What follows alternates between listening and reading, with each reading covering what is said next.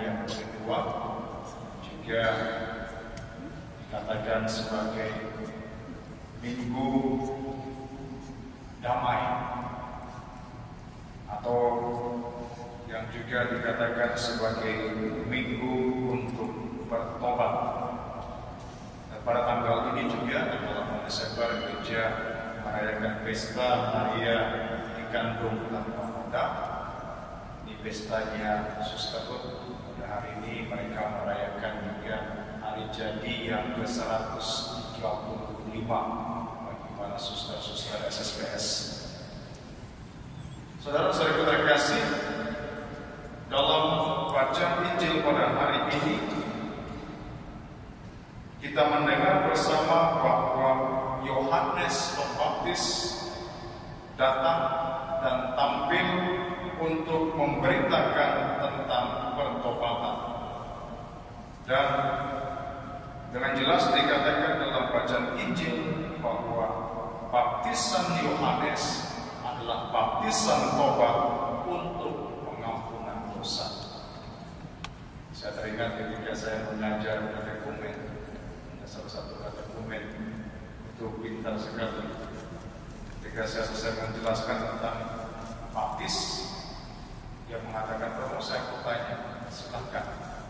Romo mengatakan dengan menerima pembaptisan maka dosa-dosa kita diampuni. Iya, benar. Karena itu nanti setelah baptis tidak perlu melakukan dosa lagi.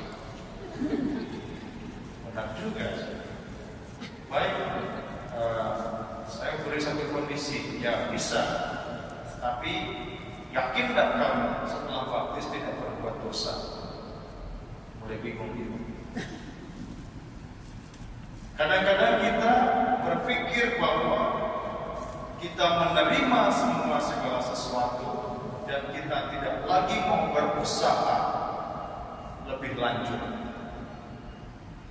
Kita menyatakan bahwa kita telah menerima pembaptisan dan kita telah diampuni dosa-dosanya, tetapi kecenderungan manusia untuk berbuat dosa itu tidak akan hilang.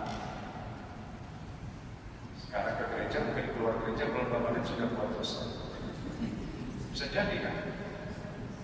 Jadi kita tidak pernah bisa mengabaikan bahwa kita sebagai manusia tetap masih memiliki kecenderungan untuk berdosa, untuk berbuat salah.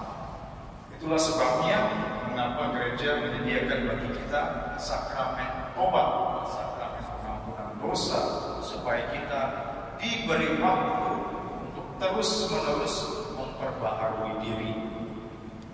Dalam rekoleksi saya tegaskan bahwa setelah misa ada pengakuan dosa, ini juga jadi saat di mana kita untuk memperbaharui diri. Mengapa gereja memberikan kepada kita waktu yang begitu banyak dan juga sakramen-sakramen penting untuk memperbaharui diri seperti halnya sakramen tobat? Karena gereja mau supaya kita selamat. Tuhan mau supaya kita selamat. Sekarang saya tanya, mau tidak selamat? Semua mau. Mau tidak bertobat? Nah, tidak ini. Kita bilang mau sebentar, ya mau saya pengakuan tahun depan saja. Tadi bilang mau sebentar, bukan tidak mau lagi. Kita diminta untuk memperbaharui diri karena Tuhan mau kita supaya selamat. Dalam bacaan Injil, Yohanes mengajak orang-orang di sekitar negara Yordan dan Yudea untuk mempersiapkan diri untuk bertobat dan dibaptis, karena Yohanes tahu hanya dengan bertobat dan dibaptis mereka akan selamat, mereka akan menerima Tuhan, mereka akan percaya kepada Tuhan. Maka Yohanes menyerukan hal ini, tetapi Yohanes sendiri dia tahu bahwa pembaptisan yang ia terima bukanlah segalanya. Saudara-saudara terkasih, terkadang dalam kehidupan kita mau menerima banyak berkat dari Tuhan, tetapi ketika Tuhan meminta kita berusaha berusaha secara maksimal untuk memperbaharui diri, kita seringkali malas-malasan. Jadi ada 4 dosa yang paling berbahaya. Yang pertama ialah menyangkal Tuhan, yang tidak percaya kepada Tuhan. Yang kedua ialah menutup kebenaran atau tidak memberikan kesaksian yang benar. Nah, itu juga bisa menyesatkan.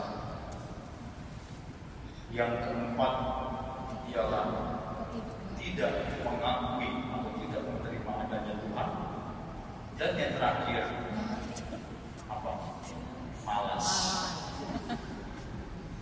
Yang ketiga dosa ini mungkin kita tidak buat, tapi yang keempat ini yakin saya pasti malas. Itu dosa yang paling berdampak dan juga memiliki dampak yang sangat serius. Kalau kita malas berdoa, dampaknya apa? Kita tidak punya relasi yang baik dengan Tuhan. Malas bekerja, kantong kosong. Sudah kantong kosong, omong kosong, dompet juga kosong, lengkap, omong kosong. Itu orang malas. Kalau kita juga malas untuk belajar, artinya tidak ada perubahan. Jadi kemalasan itu membuat konsekuensi yang luar biasa dalam kehidupan kita, terutama membuat kita lebih jauh dari Tuhan dan juga sulit untuk berubah, sulit untuk bertobat. Oleh karena itu, saudara-saudara terkasih, dalam masa Advent yang kedua ini, Tuhan mengajak kita untuk bertobat karena kita telah menerima pembaptisan dan kita telah diperbaharui ketika dibaptis untuk menjadi manusia baru. Maka jagalah itu, selalulah menjadi manusia yang baru. Jangan jadi manusia masa lalu. Masa lalu itu sudah lepas. Kita berjalan menuju kepada masa depan. Jadi berusaha menjadi baru, karena dengan demikian kita akan membuka hati kita menyambut kedatangan Tuhan, sehingga pada hari Raya Natal kita menyambut Tuhan dengan sukacita, dengan hati yang bersih, dengan sikap yang bersih, dan juga dengan pemikiran yang baru, dengan juga memperbaharui diri kita semakin dekat. Semoga kita berusaha maksimal untuk bertobat